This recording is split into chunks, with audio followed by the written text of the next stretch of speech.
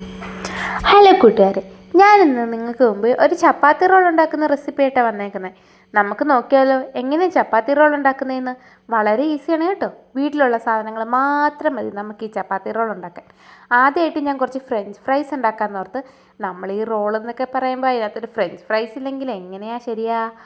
അപ്പം നമ്മൾ ഉരുളക്കിഴങ്ങ് കഴുകി നല്ലതായിട്ട് വെള്ളം ഊർന്നു പോകാൻ വേണ്ടിയിട്ട് ഞാനൊരു അരിപ്പ് പാത്രത്തിൽ വെച്ചേക്കാണ്.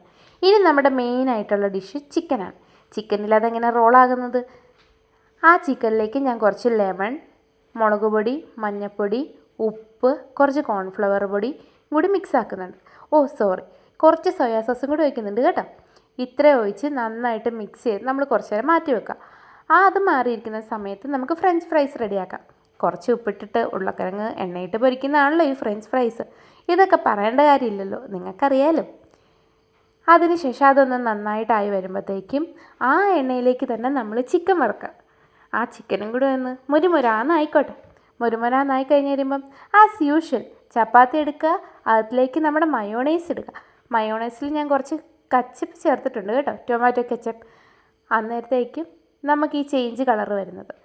പിന്നെ നമ്മളെന്താ റോൾ ചെയ്യുന്ന പോലെ തന്നെ ചപ്പാത്തിയിലേക്ക് ഈ മയോണൈസ് പുരട്ടി അതിലേക്ക് കുറച്ച് ഫ്രഞ്ച് ഫ്രൈസ്, കുറച്ച് ചിക്കൻ വറുത്തത്, കുറച്ച് ഒനിയന്, കുറച്ച് 2 തക്കാളിയും വെച്ച് പിന്നെ നമ്മുടെ നോർമൽ മയോണൈസും കൂടി ഒഴിച്ച് റോളാക്കിയാൽ നമ്മുടെ ഈസി ചപ്പാത്തി റോൾ ഇവിടെ റെഡി.